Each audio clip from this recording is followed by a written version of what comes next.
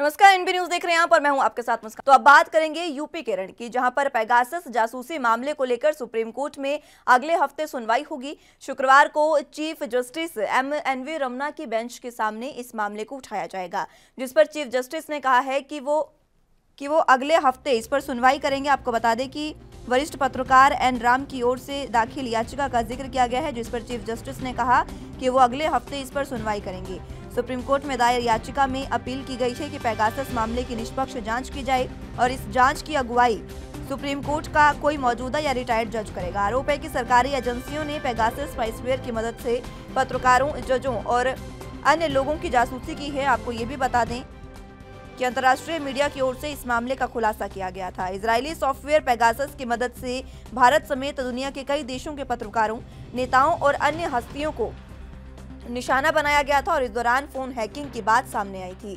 भारत में कांग्रेस सांसद राहुल गांधी, प्रशांत किशोर समेत कई अन्य नेताओं और पत्रकारों को इस सॉफ्टवेयर के दम पर टारगेट किया गया था। यही कारण है कि भारत में इस मसले पर लगातार हंगामा हो रहा था। बता दें कि बीते दिन ही देश की करीब 500 हस्तियों ने चीफ जस्टिस को इस मसले पर चिट्ठी लिखी थी और निष्पक्ष जांच कराने की मांग की गई थी। इसके अलावा संसद के दोनों सदनों में विपक्ष की ओर से इस मुद्दे को लेकर हंगामा किया जा रहा है। विपक्ष की मांग है कि सदन में इस विषय पर चर्चा होनी चाहिए। वहीं भारत सरकार ने पेगासस जासूसी से जुड़े सभी आरोपों को नकारा है। देखिए, पेगासस मामले में जो मशहूर जर्नलिस्ट एन राम, उन्होंने सुप्रीम कोर्ट में एक पिटीशन फाइल किया है और पेगासस आप अच्छी तरह से जानते हैं कि जो आंकड़े सामने आए हैं, जो सूचना आई है, वो अत्यंत दुर्भाग्यपूर्ण है कि किस तरीके से राजनीतिक लोगों के लिए, राहुल गांधी जी और पूरे स्टाफ का, और यहाँ तक कि जो केंद्र में मंत्री हैं उनके खिलाफ जासूसी की जा रही है, पत्रकारों के खिलाफ जासूसी है, सोशल एक्टिविस्ट के खिलाफ की जा रही है, सुप्रीम कोर्ट के जजों के खिलाफ और इलेक्शन कमीशन के, और इसको लेकर सभी राजनीतिक दल उद्वेलित हैं और पार्लियामेंट का सत्र क्योंकि चल रहा है और इस पर चर्चा करने के लिए सदन नहीं चल रहा है तो ये एक अच्छी बात है कि वहाँ पिटीशन भी फाइल हुआ है और ऑनरेबल सुप्रीम कोर्ट ने एडमिट भी कर लिया है। सुनवाई के लिए अगस्त के पहले हफ्ते में लगने की संभावना है। तो ये एक अच्छा डेवलपमेंट है इस अत्यंत महत्वपूर्ण विषय में, जो कि सभी को झकझोर। तो पेगासस पर अब सुप्रीम सुनवाई होने जा रही है। अब सुप्रीम कोर्ट में अगले हफ्ते इसकी सुनवाई होगी और इसी पर चर्चा के लिए हमारे साथ दोनों गेस्ट मौजूद हैं, जिनका तारुफ आपसे करवा देते हैं। कैप्टन आई सिंह जी हमारे साथ बीजेपी का पक्ष रखने के लिए मौजूद है। बहुत स्वागत है आप कैप्टन आई सिंह जी आपका। और इसी के साथ रत्नाकर सिंह जी हमारे साथ नेता कांग्रेस से मौजूद है, आपका भी बहुत स्वागत है सर। सबसे पहले आप ही के पास आऊंगी रत्नाकर सिंह जी, क्योंकि देखिए जिस तरीके से लगातार सदन में ये मुद्दा उठाया जा रहा था हैकिंग विवाद का, अब इस पर सुप्रीम कोर्ट में सुनवाई होने जा रही है। जो कपिल सिब्बल है उन्होंने ये याचिका दाखिल की थी और जिसके बाद अब जो सुनवाई है वो शुरू होने वाली है, क्या कुछ कहेंगे? देखिए, सरकार जिस तरह से राष्ट्रीय सुरक्षा के मामले में खिलवाड़ कर रही है और इस जांच से भागने का काम कर रही है, कहीं न कहीं यह दर्शाता है कि इसमें पेगासस का जो सॉफ्टवेयर यूज किया गया, स्पाईवेयर यूज किया गया है, उसमें सरकार का कहीं न कहीं हाथ है। अगर सरकार का हाथ नहीं होता तो उसमें चर्चा लोकसभा में, जो देश की सबसे बड़ी पंचायत है, लोकसभा में चर्चा करने से यह भागती नहीं और वह डंके की चोट पे कहती कि नहीं, हमने नहीं किया है, किसी भी तरह की जांच के लिए वह तैयार होती। तो कहीं न कहीं यह प्रथम दृष्टया यह दिखाता है कि सरकार इसमें इन्वॉल्व है। और अगर इन्वॉल्व ठीक है रत्नाकर सिंह जी, मैं लौटूंगी आपके पास, लेकिन इस बीच सीएम योगी आदित्यनाथ एक मीटिंग कर रहे हैं जिसमें क्या कुछ वो कह रहे हैं वो आपको सुनवा देते हैं।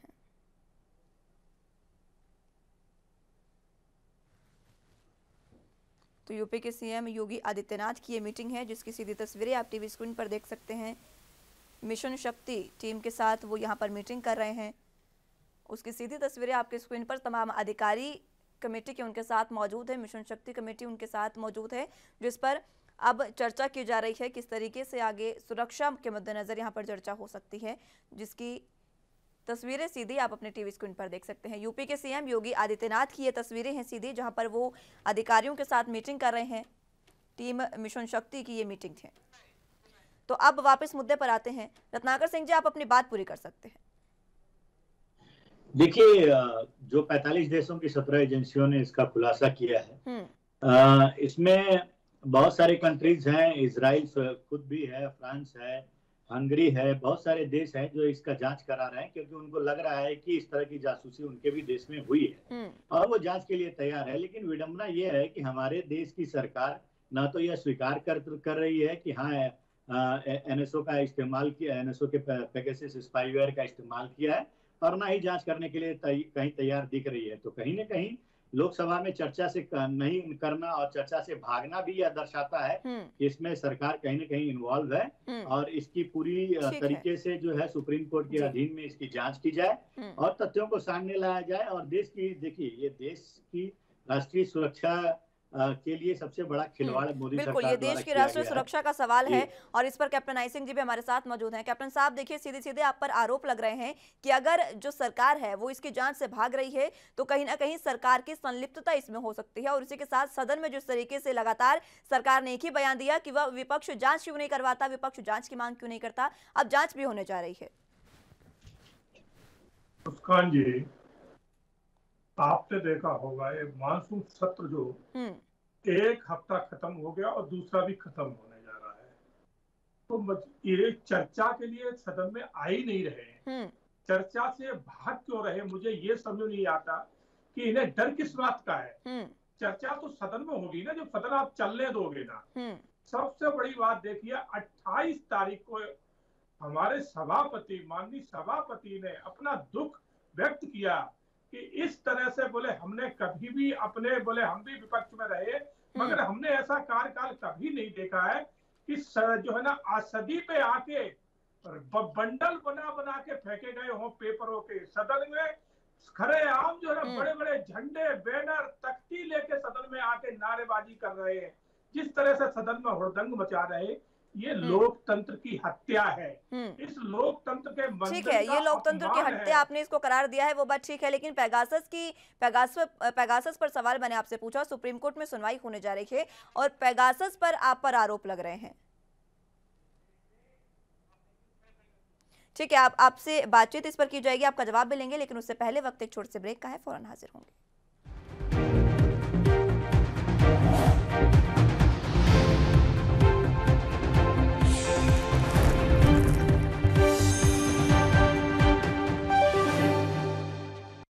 तो ब्रेक के बाद एक बार फिर से स्वागत है आप सभी का। पेगासस पर अब सुप्रीम सुनवाई होने जा रही है, इसी पर हमारे साथ दोनों गेस्ट मौजूद हैं, उन्हीं का रुख करेंगे। कैप्टन आई सिंह जी, आप अपनी बात पूरी करें, क्योंकि पेगासस का ये मामला है तो पेगासस पर बात करेंगे, सदन में जो हो रहा है उसकी भी बात करेंगे, लेकिन फिलहाल पेगासस पर अब जिस तरीके से सुप्रीम कोर्ट में सुनवाई हुई है उस पर मैं आपकी प्रतिक्रिया चाहूंगी। मुस्कान जी, मैं वही आपको बताने जा रहा हूँ, सदन में चर्चा तो तब होगी ना जब ये चर्चा करना चाह रहे हो। ये चर्चा करना ही नहीं चाह रहे। आप बताइए, 2 हफ्ते बीतने जा रहे, एक दिन भी इन्होंने सदन चलने दिया है क्या? तो सदन चलेगा, चर्चा तो पेगासस पे तभी होगी ना।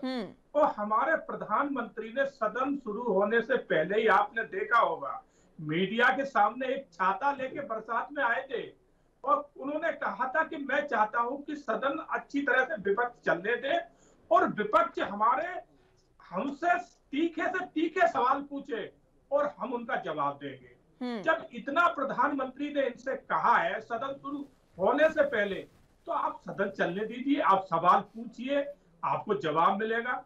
मगर ये जो है ना, सदन ना चला के ये खुद बचना चाह रहे हैं। अब किससे बचना चाह रहे हैं, कौन से सवालों से बचना चाह रहे हैं, ये तो यही जानेंगे। इनकी सोच बन चुकी है कि सिर्फ सदन को हमने किसी तरह से अवरुद्ध करना है, हंगामा करना है। ठीक है, रत्नाकर सिंह जी, आप पर सीधे सीधे आरोप लगे हैं कि आप सदन को चलने नहीं देना चाहते और सरकार सवालों से नहीं बच रही है, सवालों से बचने की कोशिश विपक्ष इस समय कर रहा है और सीधे सीधे आरोप आप पर हैं।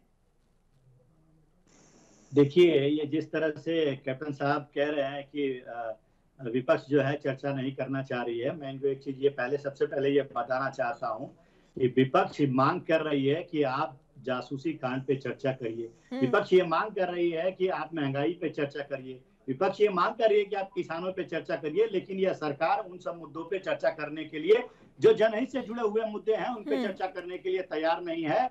अगर चर्चा करने के लिए यह देखिए, यह जो मानसून सत्र बुलाया गया है, यह मानसून सत्र सिर्फ बिल पास कराने के लिए बुलाया गया है। मेरा सवाल इनसे यही है कि आप धड़ाधड़ बिल पास कराते जा रहे हैं, लेकिन आप चर्चा क्यों नहीं कर रहे हैं?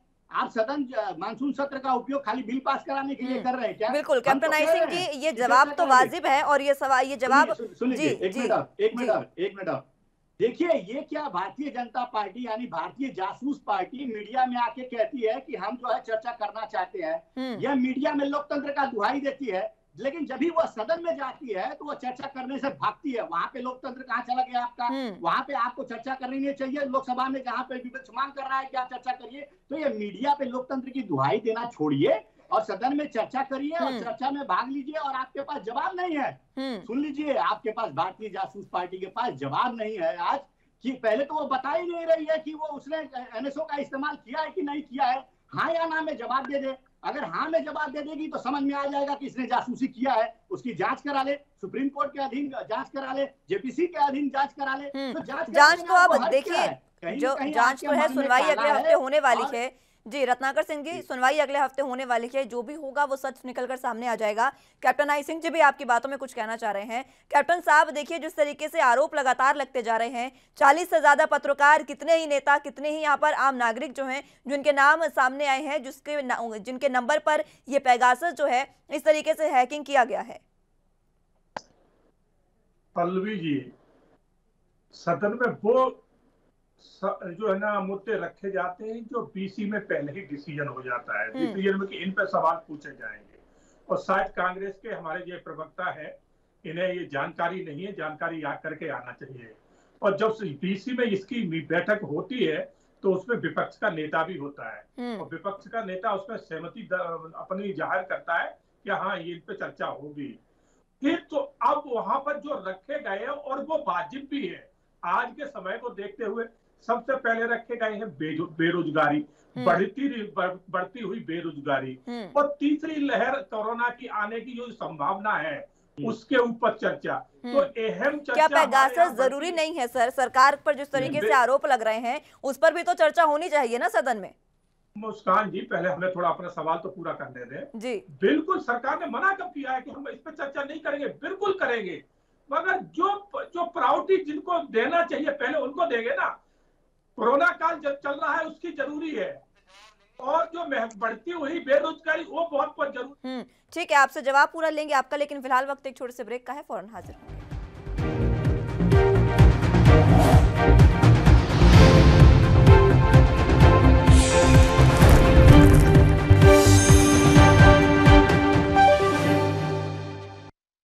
तो ब्रेक के बाद एक बार फिर से स्वागत है आप सभी का। जिस तरीके से पेगासस के मुद्दे पर सुप्रीम कोर्ट में सुनवाई होने जा रही है, दोनों गेस्ट हमारे साथ मौजूद हैं। कैप्टन साहब, आप अपनी बात पूरी करिए, और साथ ही साथ अब बात पेगासस पर ही करेंगे, क्योंकि सदन में जो चल रहा है वो भी ठीक है, लेकिन पेगासस पर बात होनी जरूरी है। सुप्रीम कोर्ट में अब सुनवाई होने जा रही है। किस तरीके से जो सरकार पर आरोप लगे हैं वो सही है, और लगातार जो विपक्ष पर आप आरोप लगा रहे हैं उसको लेकर भी रत्नाकर सिंह जी से बात करेंगे। फिलहाल आप अपनी बात पूरी करें। बिल्कुल, मैं वही कह रहा हूँ मुस्कान, कि ये चर्चा, सरकार कह रही है कि चर्चा करिए, मगर पहले आम जनता के जुड़े हुए मुद्दे वो पहले प्रायोरिटी उनको होना चाहिए। आज इनकी जो सोच शराबे की वजह से लोग देश के इतने परेशान हो चुके हैं कि न्यूज डिबेट देखना छोड़ गए हैं, टीवियां ऑफ कर देते हैं, क्योंकि उन्हें मालूम है कि सदन में सिवाय सोच शराबे के अलावा और कुछ नहीं हो रहा है। हमारे जो जनता के हितों के मुद्दे हैं वो वहां उन पे कोई चर्चा ही नहीं हो रही। आज जनता ये कह रही है, आज जनता से अगर पूछा जाए तो जनता ये कहेगी पहले गरीबी का मुद्दा उठाइए, आप कोरोना का मुद्दा उठाइए, पेगासस तो बाद में भी हो जाएगा, जनता भी यही कह रही है। मगर ये और कैप्टन साहब देखिए, मुद्दे सभी जरूरी होते हैं। आपने कहा महंगाई, बेरोजगारी, ये मुद्दे ठीक है, वाजिब हैं, लेकिन पेगासस का मुद्दा भी वाकई ही जरूरी है, क्योंकि अगर इस तरीके से जासूसी होती रही तो लोगों की जो प्राइवेसी है, लोगों की सुरक्षा है, उस पर सवाल सीधे सीधे उठते हैं। मैं लौटूंगी आपके पास, रत्नाकर सिंह जी आपके पास आना चाहूंगी। कैप्टन साहब कह रहे हैं कि पहले जो चर्चा है वो महंगाई पर होनी चाहिए। उसका दो शब्द में और 2 मिनट का शब्द, 2 सेकंड का दे, जी जी, मैं अपनी बात पूरी कर लूं। जी, मैं वही आपसे कहना चाह रहा हूं कि सरकार ने कहा है कि हम चर्चा करेंगे। आप जो है ना इन मुद्दों की चर्चा होने दीजिए। आप शून्यकाल में आइए, शून्यकाल में सदन हमने रात को 12 बजे तक चलाई है, बैठिए आप आइए, इस पे भी चर्चा करेंगे, हमने कम मना किया है। मगर ये तो सुबह से ही शोर शराबा हो हंगामा और असदी के आगे पेपर फेंक देना, सभापति का अपमान करना, सांसद का अपमान करना, ये इनके खुद के सांसद जो हमारे साथ बहुत अच्छी मित्रता रखते हैं, हमारे साथ बैठते हैं, वो भी कहते हैं कि हम भी चाहते हैं कि सदन में चर्चा हो, मगर हमारा नेता का इशारा है कि चर्चा नहीं करना है, शोर शराबा और हंगामा करना है। तो रत्नाकर, ठीक है रत्नाकर सिंह जी, खुद कैप्टन साहब कह रहे हैं कि आप ही की पार्टी के जो सांसद है वो उनको आकर कहते हैं कि हमारे नेता ये कहते हैं कि आपको हंगामा करना है, चर्चा नहीं करनी, ये कह रहे हैं कैप्टन साहब। झूठ बोल रहे हैं। देखिए कितनी बारीकी से और कितनी सफाई से झूठ बोलते हैं मीडिया पे बैठ के। ये आपको जानकारी होनी चाहिए, शायद कैप्टन साहब को मालूम नहीं है कि हम जब पेगासस के मुद्दे पे चर्चा करने के लिए कह रहे हैं तो यह सरकार नहीं चर्चा करने के लिए तैयार नहीं हो रही है। सरकार ने अभी तक बताया क्यों नहीं है कि उसने पेगासस का इस्तेमाल किया है कि नहीं किया है। हाँ या ना में जवाब दे। सरकार तो सीधे सीधे ये कह रही है कि सदन शुरू, मानसून सत्र शुरू होने से पहले ही ये जब मुद्दा आ गया है, ये मुद्दा उठा है, तो ये कांग्रेस ही जो है वो ये मुद्दा जानबूझकर उठा रही है, ऐसा कोई मुद्दा ही नहीं है, ये इस तरीके की बातें आ रही हैं। देखिए यह 45 देशों द्वारा 17 एजेंसियों ने जो खुलासा किया है, यह राष्ट्रीय सुरक्षा से जुड़ा हुआ मुद्दा है। और आपको भी पता होना चाहिए देश की जनता राष्ट्रीय सुरक्षा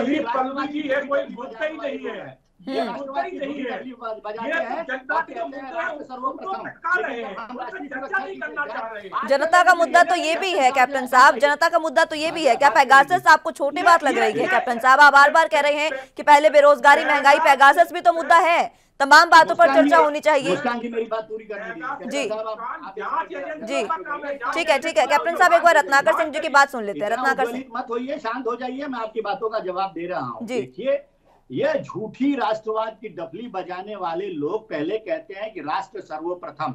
हम जब राष्ट्रीय सुरक्षा का मामला जब सदन में लेके आते हैं और कहते हैं कि इस जासूसी कांड में जहां पे 45 देशों की 17 एजेंसियों ने खुलासा किया कि हमारे 300 से ज्यादा जुडिशरी, मीडिया, जजेज, विपक्ष के नेताओं पे के फोन के टैपिंग की गई है, उस पर जांच कराया जाए, या राष्ट्रीय सुरक्षा से जुड़ा हुआ मामला है, तो यह भागते हैं या कोरोना के मामले पर चर्चा करना चाहते हैं। अरे साहब, हम जनता से जुड़े हुए मामले पे भी चर्चा करने के लिए आपसे आग्रह कर रहे हैं। किसानों पे चर्चा करिए। कहाँ गया वो प्रधानमंत्री जी का वक्तव्य जो कह रहे थे कि एक फोन कॉल मैं दूर हूं, लेकिन वो फोन नंबर आज भी किसान नेता खोज रहे हैं कि कौन सा फोन नंबर की बात किए थे, आज भी मांग रहे हैं। तो आप लोग मीडिया में बैठ के या सिर्फ लोकतंत्र की दुहाई देते हैं, जब हकीकत में सामना होता है, जब संसद में जाके आदमी जब बात करने की कोशिश करता है, चर्चा करने की कोशिश करता है, तो सारा लोकतंत्र वहां पे धरा का धरा रहता है। लोकसभा में बिल पे बिल पास होते जा रहे हैं और चर्चा करने से सरकार भाग रही है। तो कहीं ना कहीं यह दिख रहा है कि आपकी नियति नहीं है चर्चा करने की। अगर नियति होती तो आप पेगासस से मांगने पे कहते कि हाँ हम चर्चा करने के लिए तैयार हैं,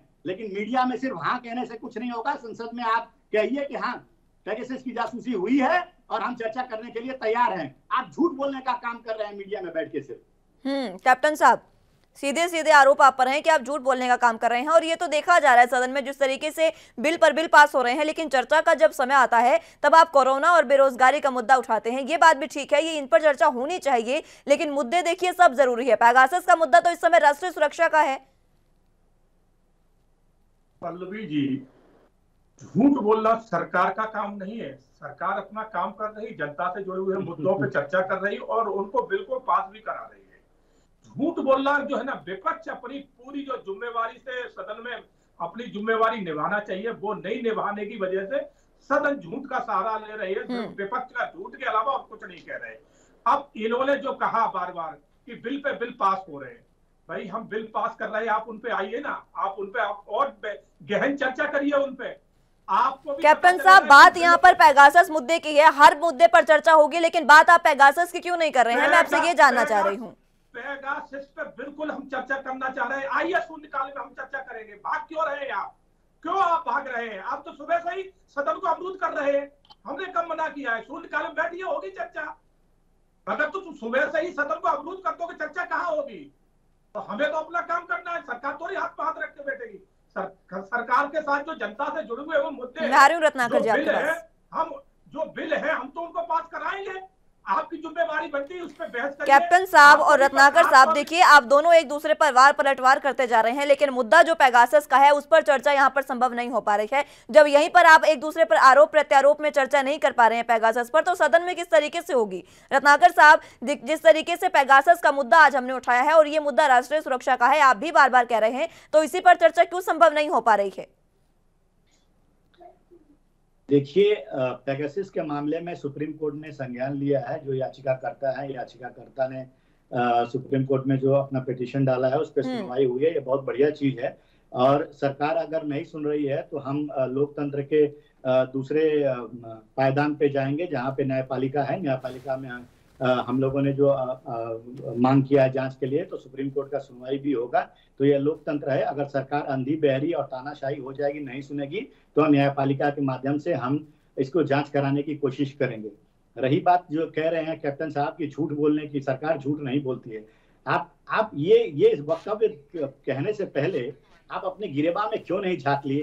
सरकार कितना और कितनी बार झूठ बोली है, मैं आपको गिना देता हूँ। 2-3 चीजें गिना दूंगा, आपको समझ जाएंगे। झूठ बोल रहे हैं कि देखिए रत्नाकर साहब, समय की थोड़ी कमी है, थोड़ा जल्दी से अपनी बात खत्म करिए। एक सेकंड जी। कहते हैं कि कोरोना में 4 लाख के करीब मौतें हुई हैं, लेकिन एक आंकड़े के अनुसार, एक सर्वे के अनुसार देश में 50 लाख मौतें हुई हैं। और हर व्यक्ति यह जानता है कि 4 लाख मौतें नहीं हुई है, उससे कहीं अधिक ज्यादा मौतें हुई है। तो सरकार ये प्रथम दृष्टया ये झूठ बोलने का काम करिए। सरकार ये कह रही है कि जो किसान आंदोलन में किसान मरे हैं, वो आंदोलन में नहीं मरे हैं, वो हार्ट अटैक से मरे हैं, वो बीमारी से मरे हैं। देखिए 525 किसान 8 महीने में वहां पे किसान आंदोलन मरे हैं, वो सरकार स्वीकार नहीं कर रही है। तो कितना बड़ा झूठ बोलने का काम कर रही है। ये कहते हैं कि हमारा देश विकास कर रहा है। आज मैं आपको सिर्फ एक ही चीज बता दे रहा हूं कि हमारा देश जब यूपीए की सरकार थी तो उस समय सबसे अधिक फास्टेस्ट ग्रोइंग कंट्री में 5वें स्थान पे थी, लेकिन आज 164वें स्थान पे आ गई है। लेकिन फिर भी ये बोल रहा है कि ठीक है रत्नाकर जी, ठीक है, समय की कमी है। कैप्टन साहब, आखिरी कमेंट आपका चाहूंगी। 3 आरोप आप पर लगे हैं, सीधे सीधे झूठ बोलने का काम आप कर रहे हैं, लेकिन बात पेगासस की है। पेगासस पर यहाँ भी चर्चा नहीं हो रही है। अब सुप्रीम कोर्ट में सुनवाई जल्द ही होने जा रही है। पल्लवी जी, जिस तरह से ये कह रहे हैं, सरकार तो बार बार कह रही है कि हम इस पे भी चर्चा करने को तैयार हैं, आप बैठिए, आप सदन को चलने दीजिए। अब ये मुद्दा अगर सुप्रीम कोर्ट में चला ही गया है, सुप्रीम कोर्ट के ऊपर आपको विश्वास है कि सुप्रीम वहां फैसला होगा, तो आप सदन में क्यों अबूत डाल रहे हैं?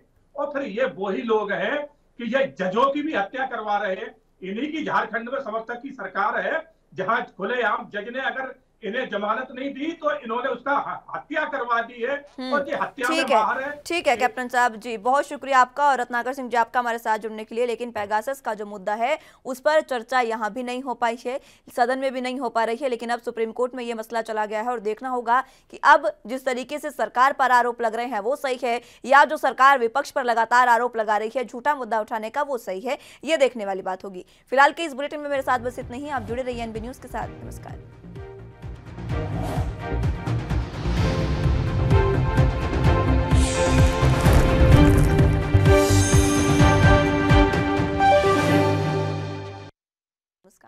दीदी का किसान कार्ड, क्योंकि अब दीदी किसान कार्ड खेलने जा रही हैं। पश्चिम बंगाल की मुख्यमंत्री ममता बनर्जी किसानों से गाजीपुर बॉर्डर पर मुलाकात के लिए आज जा सकती हैं। किसानों से मुलाकात के बाद ममता बनर्जी पूर्व कांग्रेस सांसद किरीट चालिहा से दोपहर 2 बजे मुलाकात करेंगी।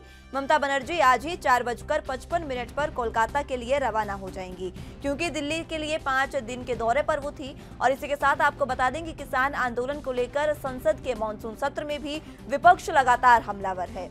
ऐसे में ममता बनर्जी के आने की अटकलों के बाद इलाके में सुरक्षा भी बढ़ा दी गई है। दरअसल किसानों की आवाज संसद में भी उठाकर विपक्ष किसानों को लामबंद करने की कोशिशों में जुटा है। ऐसे में ममता बनर्जी भी किसानों को समर्थन देने पहुंच रही हैं। ममता बनर्जी का खुद आंदोलन स्थल पर पहुंचना केंद्र पर बड़ा दबाव बना सकता है। ममता बनर्जी अपने इस बार के दिल्ली दौरे में विपक्ष के कई दिग्गज नेताओं से मुलाकात कर चुके हैं और विपक्षी पार्टियों के नेताओं के साथ ममता बनर्जी की मुलाकात को थर्ड फ्रंट के तौर पर देखा जा रहा है। शुक्रवार को वैसे भी ममता बनर्जी को संसदीय दल का नेता टीएमसी ने चुना था और इसमें हैरान करने वाली बात यह है कि ममता बनर्जी न लोकसभा न राज्यसभा के सदस्य हैं। ऐसे में ममता बनर्जी की राजनीतिक महत्वाकांक्षाएं लोगों को अब नजर आ रही हैं। ये भी कहा जा रहा है कि ममता बनर्जी 2024 में होने वाले लोकसभा चुनावों में विपक्ष का नेतृत्व भी कर सकती हैं। दरअसल संयुक्त किसान मोर्चा पहले ही ऐलान कर चुका है कि राजनीतिक पार्टियां किसानों का मुद्दा मॉनसून सत्र के दौरान नहीं उठाएंगी, उन्हें किसान समर्थन नहीं देंगे। ऐसे में विपक्षी राजनीतिक पार्टियां बढ़ चढ़कर किसानों का मुद्दा संसद में उठाने की कोशिशों में जुटी है। ममता के इस दौरे के बड़ा राजनीतिक संदेश भी जा सकता है। दरअसल केंद्र सरकार के तीनों नए कृषि सुधार कानूनों के खिलाफ किसानों का आंदोलन जारी है। आंदोलनकारी किसान गाजीपुर बॉर्डर और सिंघू बॉर्डर पर 9 महीने से डटे हुए हैं। किसानों की मांग है कि हर हाल में केंद्र सरकार तीनों कृषि सुधार कानूनों को वापस ले। वहीं केंद्र सरकार से साथ किसानों की कई राउंड की बातचीत भी हो चुकी है, लेकिन जो नतीजे हैं वो अभी तक नहीं निकल पाए हैं। अब ऐसे में दीदी जो ममता जो किसान कार्ड खेलने जा रही हैं, वो देखना अहम होगा कि किस तरीके से किसानों से मुलाकात के बाद ये तमाम चीजें सामने आएंगी।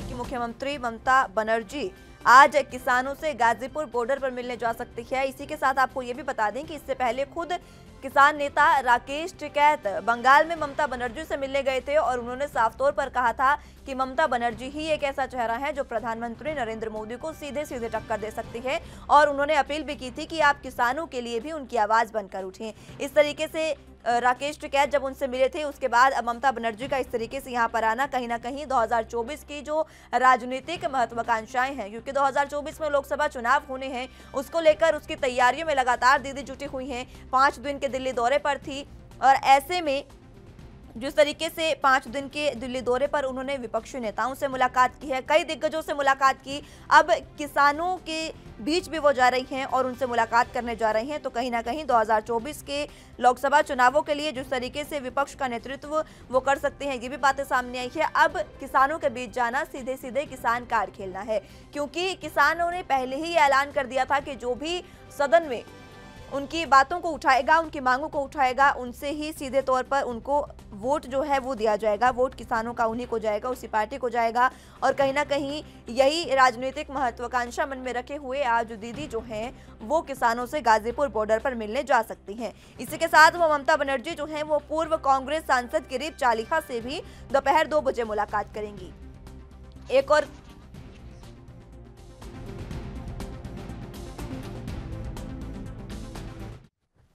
तो इसी पर आज हम चर्चा करेंगे। दीदी का किसान कार्ड जिस तरीके से खेला जा रहा है उस पर ही चर्चा की जाएगी। दोनों गेस्ट हमारे साथ मौजूद हैं, उनका तारुफ आपसे करवा देते हैं। राहुल आनंद जी हमारे साथ बीजेपी का पक्ष रखने के लिए मौजूद हैं, बहुत स्वागत है राहुल आनंद जी आपका। इसी के साथ हमारे साथ टीएमसी से भी नेता मौजूद है, आपका भी बहुत स्वागत है सर। संजय चक्रवर्ती जी टीएमसी से मौजूद है, बहुत स्वागत है आपका भी।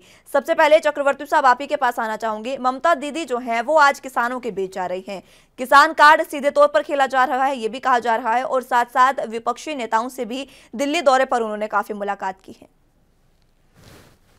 देखिए, ये कार्ड शब्द जो है हमें समझ में नहीं आता है। पहली बात तो ये है कि हम जो इस देश में दुखी है तो हमारा ये धर्म बनता है कि उसके पास दुख दर्द बांटने के लिए जाया जाता है। तो हमारी कोशिश ये है कि हमारा जो किसान जो जिसके अन्नदाता है उसके लिए हम जा रहे हैं, उसके लिए जो हम पूरी कोशिश करेंगे कि उस वक्त किस तरीके से हम समर्थन दें, उनकी मांगे क्या है, उन मांगों को किस तरीके से हम आगे बढ़ाएं संसद के अंदर। क्योंकि इस समय तो ये पोजीशन है कि आपकी कोई भी बात सुनी नहीं जाएगी, क्योंकि आप सिंपल वे से एक ही है कि आप लोकतंत्र का इस तरीके से गला घोटा जा रहा है कि अगर राजनीतिक दल अगर जो है कोई धरना प्रदर्शन करता है तो उसको अरेस्ट कर लिया जाता है। मीडिया अगर कोई सच्ची खबर छापती है तो उसके ऊपर जो है सीबीआई का छापा मार दिया जाता है। तो आदमी जाए तो जाए कहाँ। तो इसी तरीके से हम हर एक आदमी से मुलाकात करेंगे, हर आदमी से उसी मुलाकात करेंगे जैसे जो इस सरकार से दुखी है।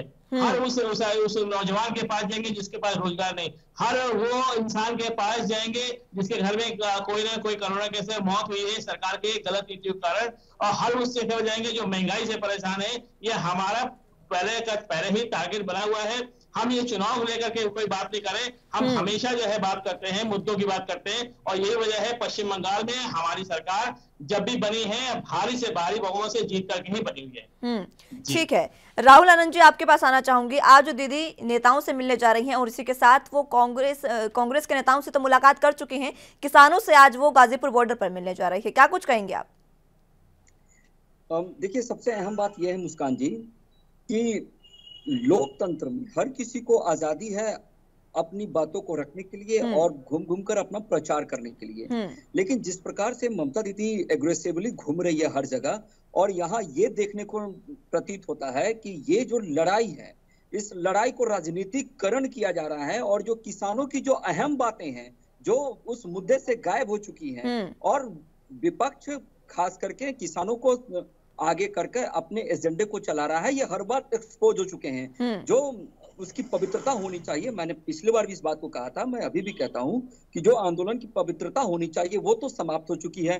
दूसरी बात ये कि इसके पहले भी मोदी जी को रोकने के लिए इन्होंने गठबंधन किया था, लेकिन हाल क्या हुआ, 2019 में जनता ने इसका जवाब दिया, वो बिखर गए, और 2024 अभी काफी दूर है, और जो जनता को खास करके जनता जो है वो देख रही है कि सही क्या है, सही क्या है, और उस चीज को करने के लिए हमारी भारतीय जनता पार्टी सक्षम है और समर्थ है, और इसका सहयोग भी मिला है। अगर इसका सहयोग नहीं मिलता तो ये दूर दूर नहीं कि जब हमारी राज्यसभा में बहुमत नहीं भी होने की वजह से भी अगर हम कानून पास करा रहे हैं तो कहीं ना कहीं विपक्षी दोनों की सहमति उसमें होती है। अब मैं बात करता हूँ बड़े भाई संजय जी की बातों पे। उन्होंने एक बात कही कि ये छापा मारेंगे, ये इस प्रकार के कार्य करेंगे, तो मैं इस बात से थोड़ा मुझे खेद है और थोड़ा पीड़ादायक शब्द है ये कि अगर कहीं कोई गलती होती है तभी जाकर वो धुआं उठता है तभी आग लगती है। और ये बात सही है कि अगर कोई गैर कानूनी काम करेगा तो उसके ऊपर छापा पड़ेगा, और वो सरकार का काम है, केंद्र का काम है, और देश में इलेक्शंस चलते रहते हैं, वो कभी रुकता नहीं है। ठीक उसी प्रकार सरकारें भी चलते रहती हैं। ठीक है, पड़ता है जी कि आप अपने वसूलों संजय जी आपकी बातों में कुछ कहना चाह रहे हैं आनंद साहब जी, या नहीं? जी संजय जी कुछ कहना चाह रहे हैं। संजय जी, पहली बात तो ये है कि दैनिक भास्कर या जो है भारत समाचार के पास ये बता दे कि छापा पड़ा था उसमें से क्या मिला, कुछ नहीं मिला ना। क्यों? क्योंकि उन्होंने केवल कोरोना काल में मौतों को जो है उन्होंने पोल पट्टी खोल कर रख दिया था, जिसकी वजह से उनके यहाँ छापा पड़ा था। अभी हम लोग ये पिछले महीने ये महंगाई के खिलाफ हम लोगों ने धरना प्रदर्शन किया तो हम लोग उठा करके अंदर कर दिया गया, बंद कर दिया गया। तो हम लोग गलती क्या, हम जनता का मुद्दा ना उठाएं क्या? हम केवल अगर मन की बात करें, हम मन की बात सुने। आज तो ये हालत है कि घर के अंदर हम बैठे हुए, हमारा फोन टैप हो रहा है, हमें पता ही नहीं, मीडिया का फोन टैप हो रहा है, पता नहीं। बिल्कुल, और यही बात मैं कहना भी चाह रही थी। जी संजय जी मैं लौटूंगी आपके पास। देखिए राहुल आनंद साहब, आपने ये बात कही कि जहां पर गलती होती है धुआं वहीं उठता है, तो पेगासस पर सरकार क्यों चर्चा नहीं कर रही है सदन में, क्यों ये मुद्दा नहीं उठाया जा रहा है? क्योंकि आपकी खुद की ये बात है कि जहां गलती होती है वहीं पर धुआं उठता है, तो पेगासस का भी धुआं वहीं से उठा है। हो सकता है कि सरकार की इसमें कोई ना कोई संलिप्तता रही हो, इस पर जांच खैर आज हो रही है। जिस तरह से मामला सामने आया है आपके सुप्रीम कोर्ट इसमें सुनवाई करेगी। ठीक है, मैं संजय जी की बात पूरी करना चाहूंगी, उसके बाद आनंद साहब आपके पास आऊंगी। संजय जी।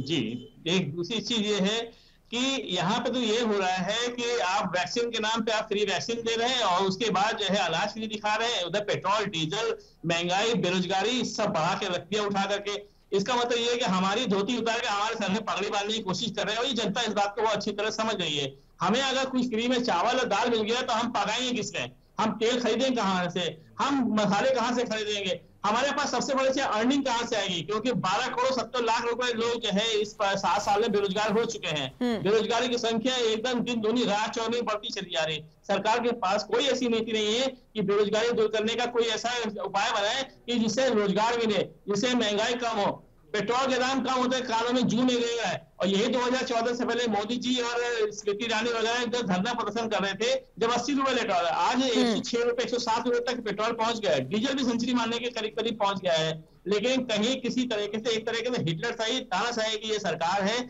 और जिसको जितनी जल्दी विदा हो जाए उतना अच्छा है। ऐसे अच्छे दिन किसी को नहीं चाहिए। और जी लेकिन जिस तरीके से आपने कहा सरकार को विदा होना चाहिए, शायद इसीलिए अब कहा जा रहा है कि 2024 के चुनावों में तमाम पूरा विपक्ष एक साथ होगा, और ये थर्ड फ्रंट कहा जा सकता है इसे, और इसका नेतृत्व खुद ममता बनर्जी करने जा सकती हैं, ये भी कहा जा रहा है। आनंद साहब आपके पास आना चाहूंगी। जिस तरीके से आपने कहा, जी मैं लौटूंगी संजय जी आपके पास, मैं लौटूंगी। मैं लौटूंगी आपके पास। आनंद साहब, आपने ये भी बात कही कि 2019 भी आपको याद होना चाहिए, उस समय भी तमाम विपक्ष इकट्ठा हुआ था, लेकिन 2021 की शुरुआत में भी पश्चिम बंगाल में जिस तरीके से हार मिली है बीजेपी को, वो भी तो याद होना चाहिए ना सर। देखिए मुस्कान जी, आपकी बातें काफी अच्छी है और मैं, ये सुखद प्रश्न है, मैं इसका उत्तर देता हूँ। आप शायद इस चीज को भूल रही हैं और जो हमारे साथ जो विपक्ष में जो पैनलिस्ट बैठते हैं उनको भी ये बात पता होती है कि बीजेपी की वोट प्रतिशत कितनी बड़ी है। जो 77 सीट आया है, कभी हम 3 थे, उसके बाद हम 77 हो गए। ठीक उसी प्रकार की रणनीति कभी ममता दीदी की भी रही होगी और ममता दीदी को भी कभी बहुत करारी हार मिली होगी, फिर उन्होंने बहुमत में आया होगा। तो ये लोकतंत्र है, इसका हम फैसला नहीं करते हैं, वो घुसपैठियों की समर्थक हैं और ये सारा देश जानता है। अब अपन बात कर लेते हैं पेगास की लेकर, जो आप कह रहे हैं कि संसद में चर्चा करने से सरकार हट रही है। तो मैं आपको बता दूं कि संसद की जो पवित्रता होती है और संसद में जो मुख्य बातें होनी चाहिए वो करनी चाहिए। अब अभी जो र्यूमर, तो क्या ये पेगासस मुख्य बात नहीं है आनंद साहब? मैं आ रहा हूँ मुस्कान जी। वो जो र्यूमर उठा है उस र्यूमर संजय जी आपके पास हैं, जबकि जिसको स्पष्ट क्लियर किया जा चुका है पेगास की तरफ से भी कि ऐसी किसी प्रकार की कोई गतिविधियां नहीं रिकॉर्ड की गई हैं। और दूसरी बात, आपके साथ समर्थक के लिए हम तैयार हैं। आपको कोरोना पे चर्चा करनी चाहिए, आपको किसान बिल को लेकर चर्चा करनी चाहिए, जो मुद्दे हैं, और आप उस मुद्दे से भटककर आप पेगास पे जा रहे हैं। तो इसका मतलब साफ है कि आप बैकडोर की जो राजनीति है उस पर आप ज्यादा बढ़ावा देते हैं। ठीक है आनंद साहब, अभी जिस तरीके से सुप्रीम कोर्ट में सुनवाई होगी अगले हफ्ते, साफ हो जाएगा पेगासस मुद्दा है या नहीं, क्योंकि अगर इसमें सरकार की संलिप्तता है तो सरकार इससे भाग रही है। आप साफ तौर पर जो मुद्दा है वो महंगाई, बेरोजगारी, कोरोना को बता रहे हैं, वो भी मुद्दे हैं, लेकिन मुद्दा तो ये भी है ना। संजय जी, आपकी बातों में कुछ कहना चाह रहे हैं? संजय जी देखिए, अभी ये बात बोल रहे थे कि 2019 से विपक्ष जो है सब लोग साथ है और मोदी जी का कुछ नहीं बिगाड़ पाए। 2019 से लेकर 2021 के बीच में गंगा में बड़ा पानी बह गया। अब गंगा में पानी नहीं रहेगा, लाशें रह गई हैं, सिर्फ और सिर्फ लाशें। आज तो गंगा किनारे जाने में डर लगता है कि पता नहीं बालू में हम पैर रखेंगे, कोई लाश उठ करके हमसे हाथ लाने के लिए आगे खड़ा ना हो जाए। तो ये तो पोजीशन आके खड़ी हो गई है। तो ये सारा देश ने देखा है किस तरीके से इनका मैनेजमेंट है। और बड़ा हिंदू किया करते थे। हिंदुओं को तो ना इन्होंने जमीन दिया, ना इन्होंने आग दी, ना इन्होंने आसमान दिया, इन्होंने बालू में दबाया। आज तक मैंने नहीं सुना किसी भी धर्म में बालू में जो है दबा करके जो रखा जाता है, छुपाया जाता है। इसे छुपाना बोलते हैं। लेकिन ऊपर वाले की मर्जी कुछ और थी, आंधी तूफान आ गया, सारी लाशें बाहर आके दिख गई सबको। वरना तो हम लोग को पता ही नहीं चलता कि इतना बड़ा कांड इस देश के अंदर हो गया। तो ये सारी चीजें इनके पास, ये जो हिंदूवादी का पार्टी का पाठ पढ़ाते हैं लोगों को ना, और स्वयंभू बने हुए हैं। राष्ट्रवाद का ये तमंगा सर के ऊपर रखे हुए हैं कि हम जो है हम राष्ट्रवादी हैं, हम हिंदूवादी हैं। ये जो दिखाने का दावा करते हैं ना, ये कहीं कुछ सच नहीं है। 2 लोग देश को बेच रहे हैं और 2 लोग देश को खरीद रहे हैं। बस ये एक जुमला चल रहा है पूरी तरीके से। ठीक है संजय जी। राहुल आनंद जी, मैं लौटूंगी आपके पास, लेकिन उससे पहले वक्त एक छोटे से ब्रेक का है, फौरन हाजिर होंगे।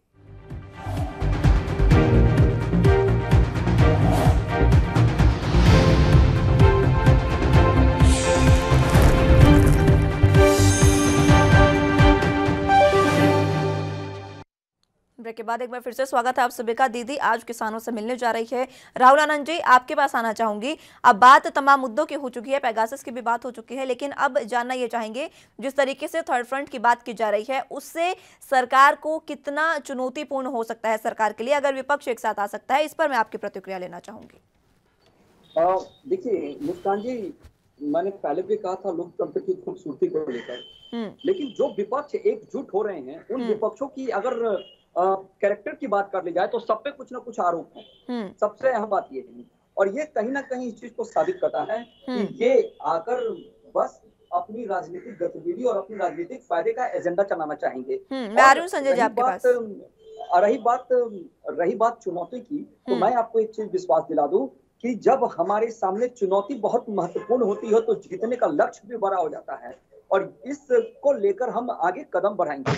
और इसको वेस्ट बंगाल से जोड़कर देखने की आवश्यकता नहीं है, क्योंकि वेस्ट बंगाल में भी हमने कदम बढ़ाया है और 4 कदम हम आगे बढ़े, और मुख्य रूप से हम विपक्ष के मुख्य भूमिका में वहां पर हैं। ये हमारे लिए अच्छी बात है, और मोदी जी को लेकर पूरा देश एकजुट है। और मैं आपको दावे के साथ कहता हूं कि 2024 में पुनः भारतीय जनता पार्टी की ही सरकार बनेगी।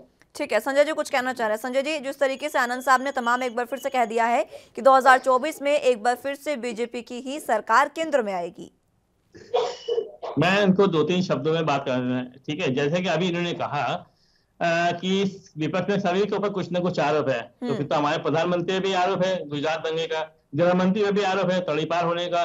तो ऐसे तो हमारे योगी आदित्यनाथ जी पे, उनके पास तो बहुत सारे आरोप है। तो आरोप तो सबके ऊपर है, सिद्ध किसके ऊपर होते हैं किसके ऊपर नहीं सिद्ध, बात यहाँ पे आती है। तो इसलिए ये शब्द का इस्तेमाल बिल्कुल ना करें राहुल जी कि किसके ऊपर आरोप है। मैं आ रही हूँ राहुल जी, जब तक एक मुलजिम और मुजरिम में बड़ा फर्क होता है। मुलजिम का मतलब ये है कि वो आरोपित है, और मुजरिम का मतलब जिसको सजा याफ्ता हो चुकी है, पहली बात। दूसरी बात ये है कि ये सरकार जो है 2024 तक चलने वाली है ही नहीं। पहली बात तो ये है, ये 2023 में ही इलेक्शन होने वाला, क्योंकि ये सरकार हम लोग नहीं गिराएंगे, ये सरकार, ये इनके ही अंदर के लोग इनके गिराने वाले हैं। कि ये पेगासस के मुद्दे में इनके लोगों की जासूसी हो रही है, केंद्रीय मंत्रियों की जासूसी हो रही है।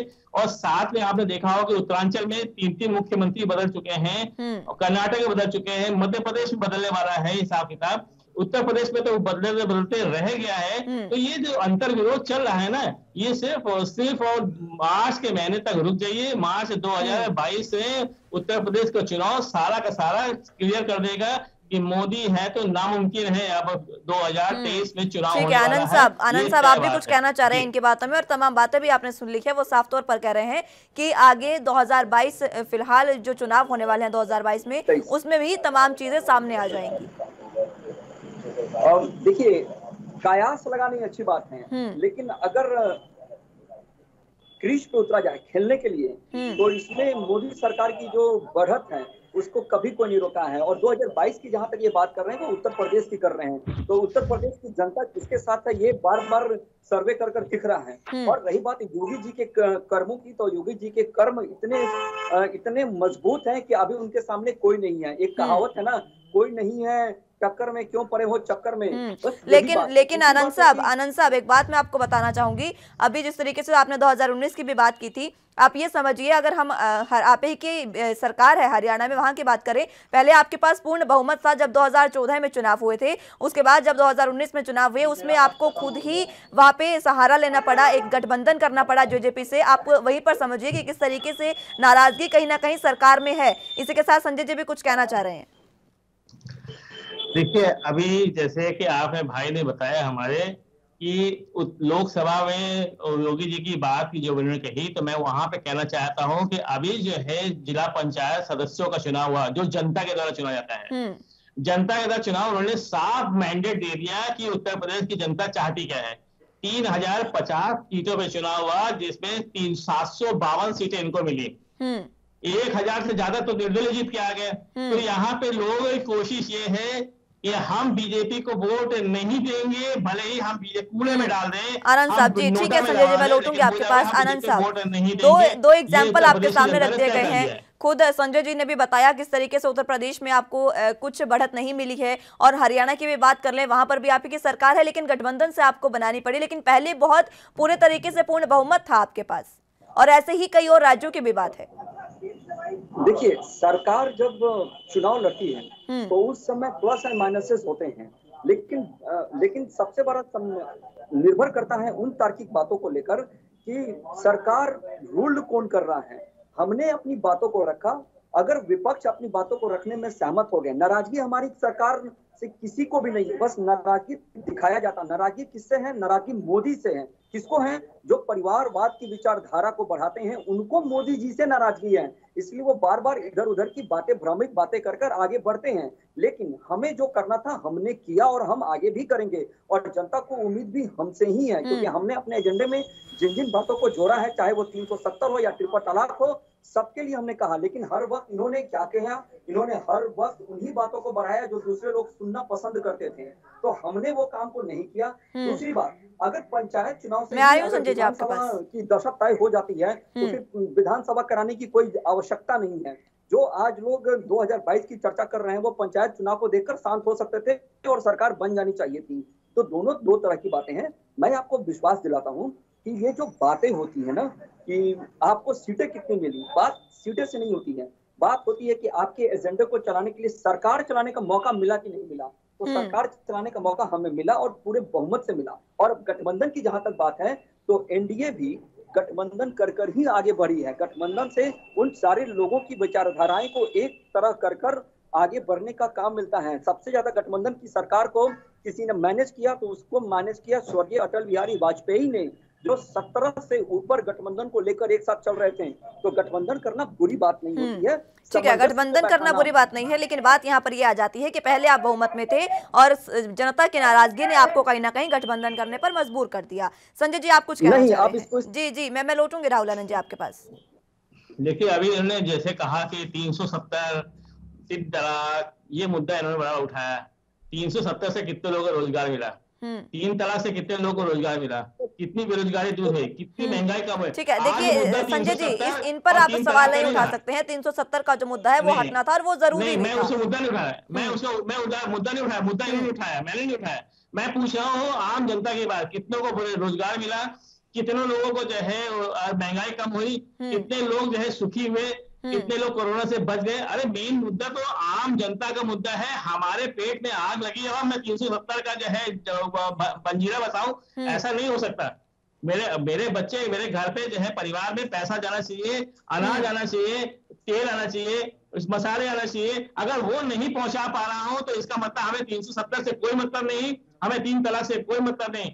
देश की जनता का मतलब 3 तलाक और 370 से है संजय जी, जनता को ही मतलब है। ठीक है, आपकी बातों में राहुल आनंद जी कुछ कहना चाह रहे हैं। जी, मैं लौटूंगी आपके पास। जी, देखिए, विपक्ष की जो धारणा है मुस्कान जी, वो यही है और बड़ा अफसोस की बात है कि 370 और ट्रिपल तलाक पे ये कभी कुछ नहीं बोलते हैं, क्योंकि ये तुष्टीकरण की जो राजनीति होती है इसको ये करते हैं और जिस वोट बैंक की ये चर्चा करते हैं उनको खुश करने के लिए इस प्रकार की वो बातें करते हैं। और मैंने आपको कहा ना कि जो भ्रामक प्रचार है वो भ्रामक प्रचार करने में हमारा विपक्ष को सफलता मिलती है। 370 क्या रोजगार का विषय था? बिल्कुल नहीं। ये कश्मीरी पंडित पे कभी नहीं बोलते हैं। इनको कश्मीरी पंडित पे कहना चाहिए कि उनको निकाला गया 80 के दशक में, ये मुख्य दर्शक बनकर खड़े थे, क्यों नहीं कुछ किए? हमने किसी को अगर सम्मान पहुंचाया है तो सम्मान पहुंचाया है। ठीक है संजय जी, आपकी बातों का जवाब देना चाह रहे हैं संजय जी। एक बार हमको इसलिए बहुत अच्छा मुद्दा आपने उठाया है राहुल जी। 370 हटने के बाद कितने कश्मीरी विस्थापितों को आपने बसाया? पहले ये 7 साल से आपकी सरकार है, आपने कितने पंडितों को बसाया? बड़ा मुद्दा उठाते थे कश्मीर और सम्मान। अरे सम्मान का आज ही वो जो है दिल्ली में बेचारे जो है झोपड़पट्टियों में रह रहे, अपना मकान को छोड़कर। कितने पंडितों को आपने बाद में कश्मीर में ले आके बसाया है? पहले तो 7 साल से सरकार है, 2 साल से आप 370 हटा चुके हैं। अभी तक कहीं कोई भी एक भी जानकारी हमको हो तो आप मुझे बता दें कि आपने इतने कश्मीरी पंडितों को आपने आनंद साहब, ठीक है, समय की भी कमी है जी, ठीक है, समय की भी कमी है। आनंद साहब, तमाम बातों पर भी आपका जवाब चाहूंगी, इसी के साथ आखिरी कमेंट भी आपका। देखिए, इन्होंने जो 370 की बात की है, शायद ये पेपर नहीं पढ़ते हैं। आज के दैनिक जागरण के पेपर में साफ प्रकाशित किया गया है कि जमीनें देने के लिए सरकार ने 2 कदम आगे बढ़ाया है, किनको जो बाहर से आकर बसना चाहते हैं। लेकिन जो सिस्टम है, सिस्टम को सुधारने में थोड़ा वक्त लगता है। जो चीज खत्म किया गया है वो खत्म है और ये एक सच्चाई है। दूसरी बात, 370 से कहीं कोई रोजगार साबित नहीं होता है। और दूसरी बात है कि जो ट्रिपल तलाक की जहां तक बात है, तो ट्रिपल तलाक हमारी मुस्लिम बहनों को और मुस्लिम माताओं को सुरक्षा प्रदान करता है। इसके लिए ट्रिपल तलाक किया गया था कि कोई आवेश में आकर तलाक तलाक तलाक कहकर जो तत्काल तलाक देता था उसको दूर किया गया है। और जहां तक विपक्ष की बात है और जो ममता दीदी का आज जाने को लेकर है, तो ममता दीदी जाएं, देश में कहीं भी आ जा सकती है, ये उनकी अभिव्यक्ति की आजादी है। लेकिन जो अति महत्वाकांक्षी जो परियोजना वो चलाने का प्रयास कर रही है उसमें वो कभी भी सफल नहीं हो पाएंगी, क्योंकि जहां से ममता दीदी आती है वहां पे आंदोलन नहीं है, लेकिन जहां पे आंदोलन हो रही है, जहां से उनका वास्ता नहीं है, वहां जाकर बैठ रही है। तो ठीक है आनंद साहब जी, ठीक है, समय की कमी है, रोकना चाहूंगी आप दोनों को। ठीक है, बहुत शुक्रिया संजय जी और आनंद साहब हमारे साथ जुड़ने के लिए और अपना कीमती समय हमें देने के लिए। लेकिन जिस तरीके से दीदी किसान कार्ड खेलने जा रही है, किसानों के पास जा रही है, सीधे सीधे 2024 की तैयारी है और साथ ही साथ इस बार 2024 में जब विपक्ष 3 फ्रंट के साथ एक बार फिर से एकजुट होगा तो देखना होगा कि किस तरीके से सरकार की चुनौतियां बढ़ती है और क्या विपक्ष की वहां पर भूमिका रहती है। बहुत शुक्रिया। फिलहाल के लिए मेरे साथ बस इतना ही। आप जुड़ रही है BNQs के साथ। नमस्कार।